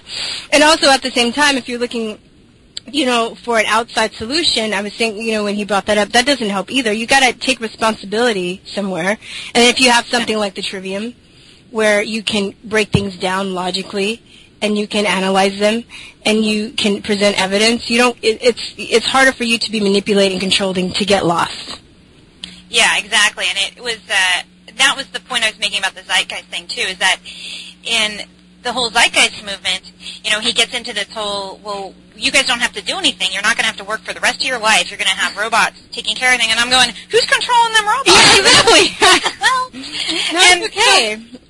But, and that, I saw this one guy, and he was saying people who fall into that are fluff because they don't want to take responsibility for their lives and just, work and get their hands dirty and things like that. Because why else would you want to believe in something like that? We have no proof. It's just this guy drew these nice designs and these pretty pictures of, houses on the ocean and things like that.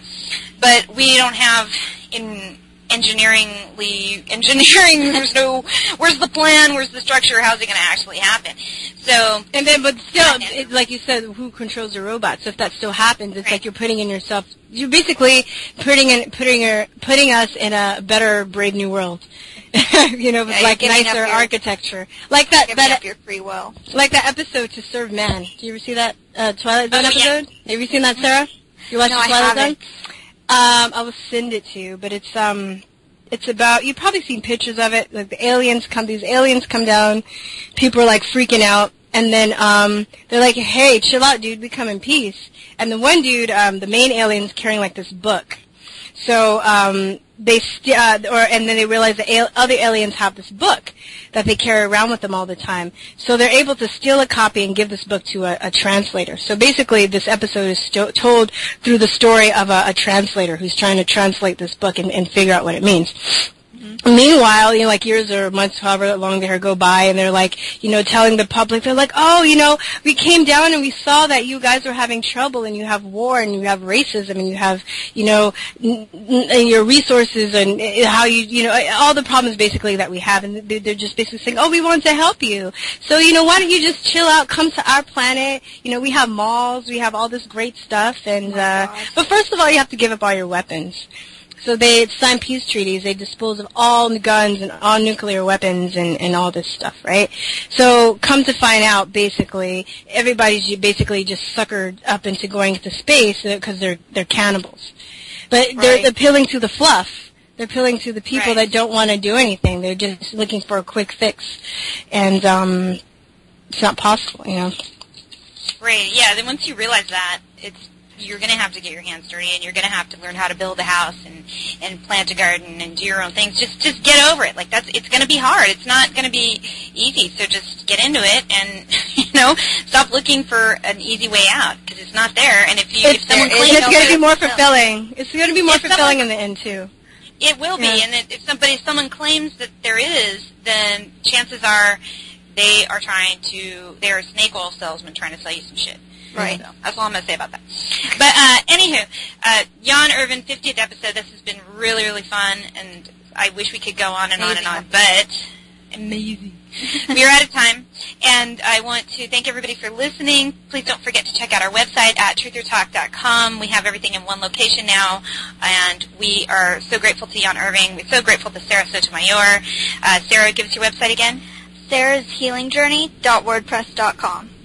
There it is, you guys. Sarah's Healing Journey. sarahshealingjourney.wordpress.com. And you can find us at Truth or Talk.